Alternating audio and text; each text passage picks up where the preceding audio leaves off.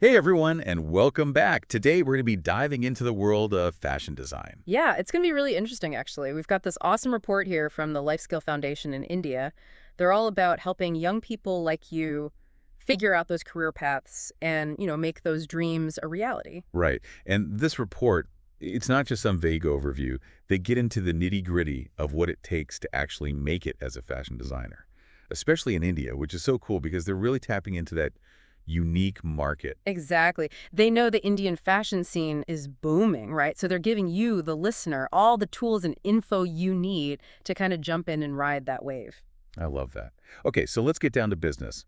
What does a fashion designer actually do? We always see those glamorous runway shows, a finished product, but I'm curious, what goes on behind the scenes? So much, right? It's not all just sketching pretty dresses all day, though that's definitely part of it. Of course. Of course. Let's break it down.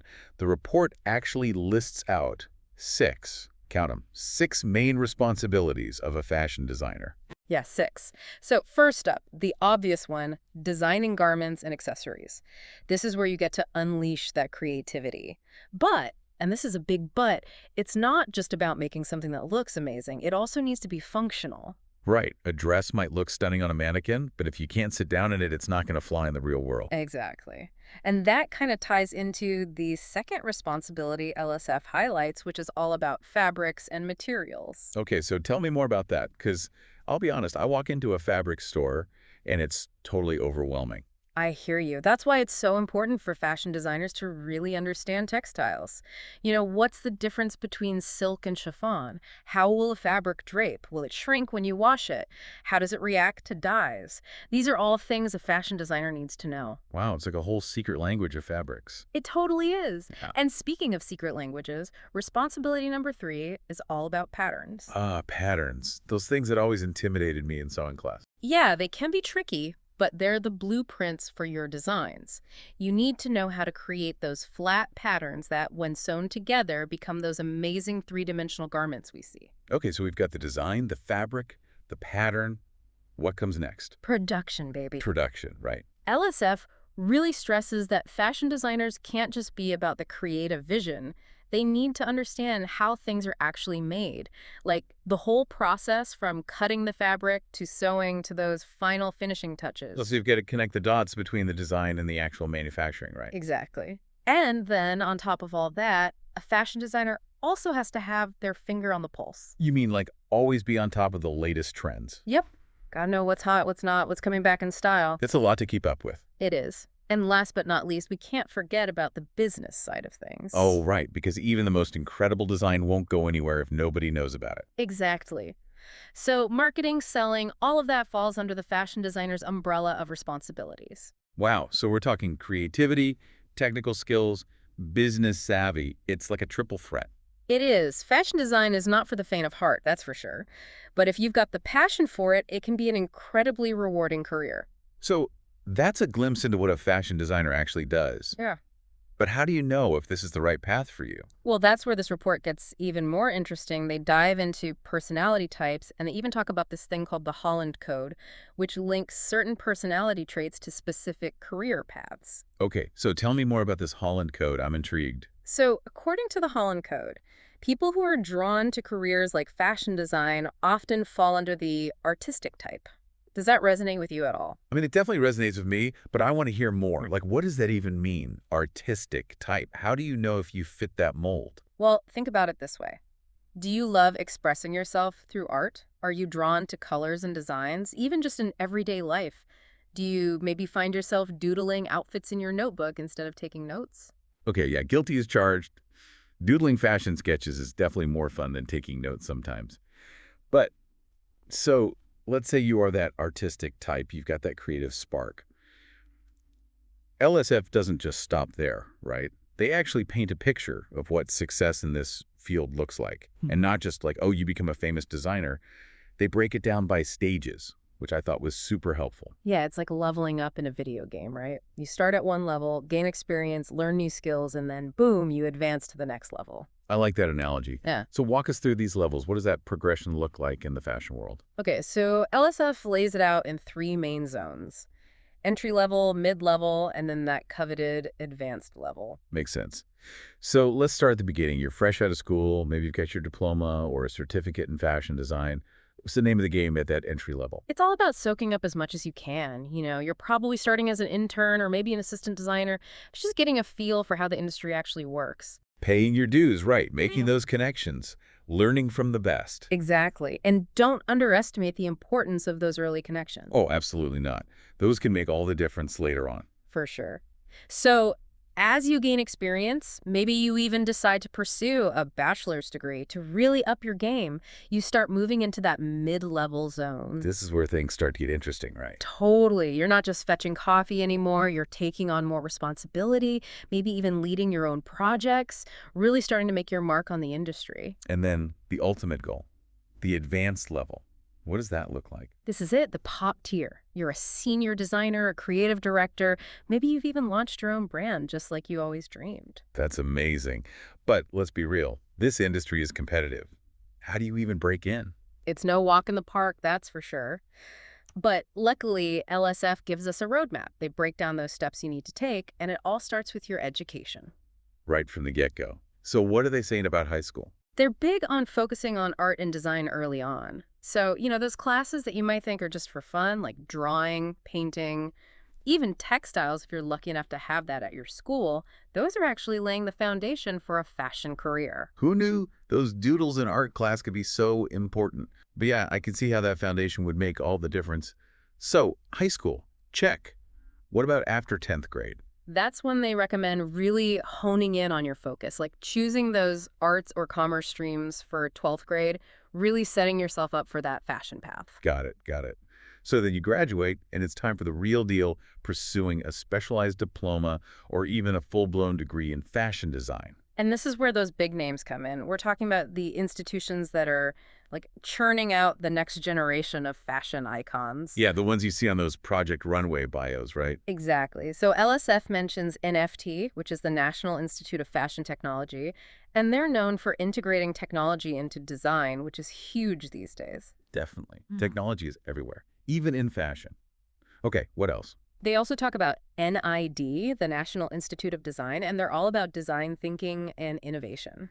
Okay, so like pushing those boundaries, coming up with totally new ideas. Love it. Yep. And last but not least, we've got Pearl Academy, which is known for its industry connections and that really practical approach to fashion education. Oh, so they're like setting you up for success, not just creatively, but in the real world of the fashion industry. Exactly. They want you to graduate ready to hit the ground running. Love that. But, okay, let's say you've got the education, you're ready to go. What's the job market actually look like in India? Are there even enough jobs out there for aspiring fashion designers? That's the million-dollar question, right? And the good news is the report is really optimistic about job prospects for fashion designers in India. That's awesome to hear. What's driving that demand? Why is it such a good time to be a fashion designer in India?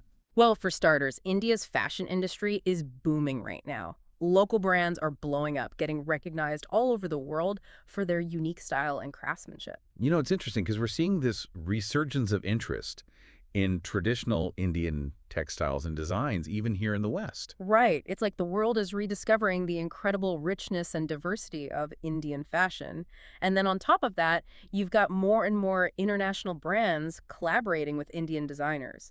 They recognize the immense talent pool here. So it's a win-win. More opportunities for Indian designers and more of that incredible Indian style for the rest of the world to enjoy. Exactly. But listen, it's not enough to just be passionate about fashion or have a good eye for design. LSF gets into the nitty-gritty of the knowledge required and the skills required to really make it in this field. All right, let's dive into that. What kind of knowledge are we talking about here? Well, first and foremost, they emphasize a deep understanding of textiles and materials, like really knowing your stuff.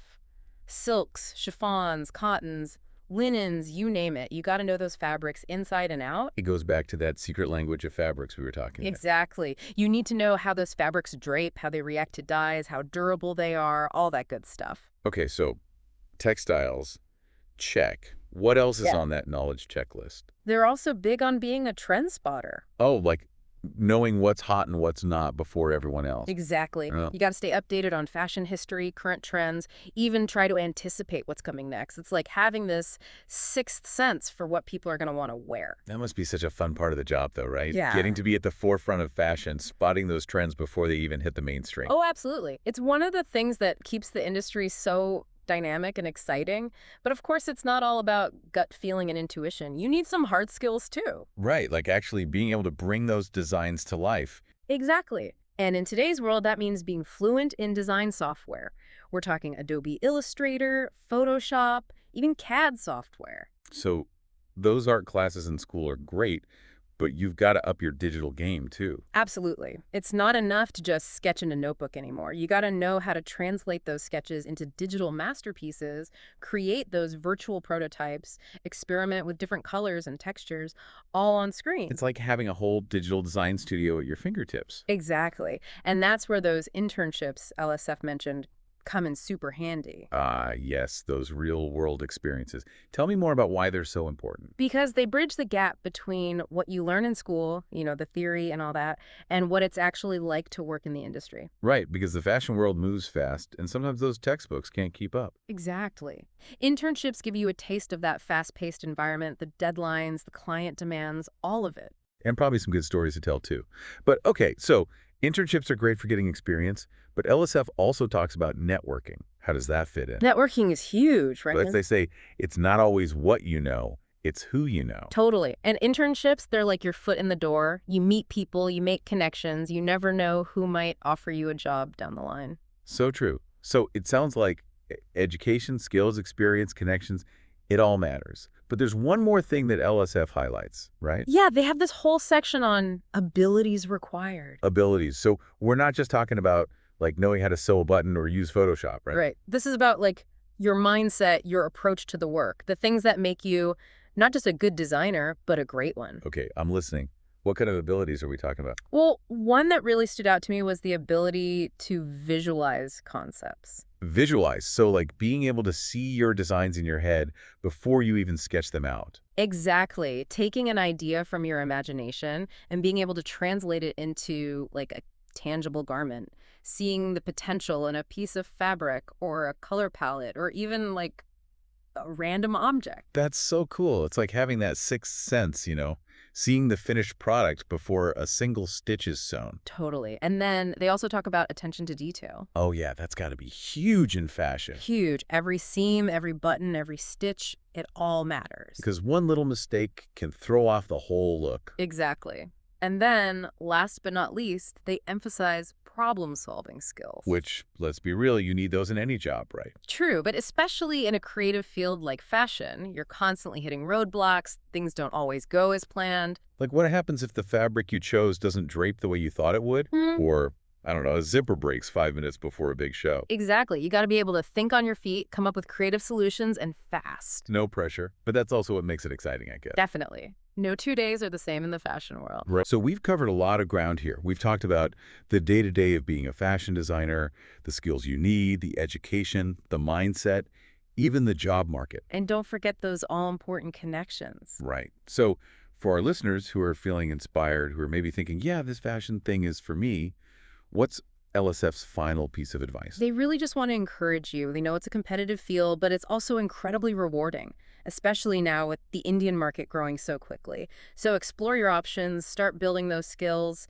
and hey, if you want more personalized guidance, reach out to them. Yes, they are a fantastic resource, and their contact info is right here in the episode description. Seriously, don't be shy. They're like having a mentor in your back pocket.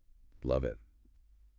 Well, that about wraps up our deep dive into the world of fashion design, with huge thanks to the Life Skill Foundation for their amazing report. If you're feeling inspired, take that next step. Explore, create, and who knows, maybe we'll see your designs on a runway someday. Until next time, keep those creative sparks flying.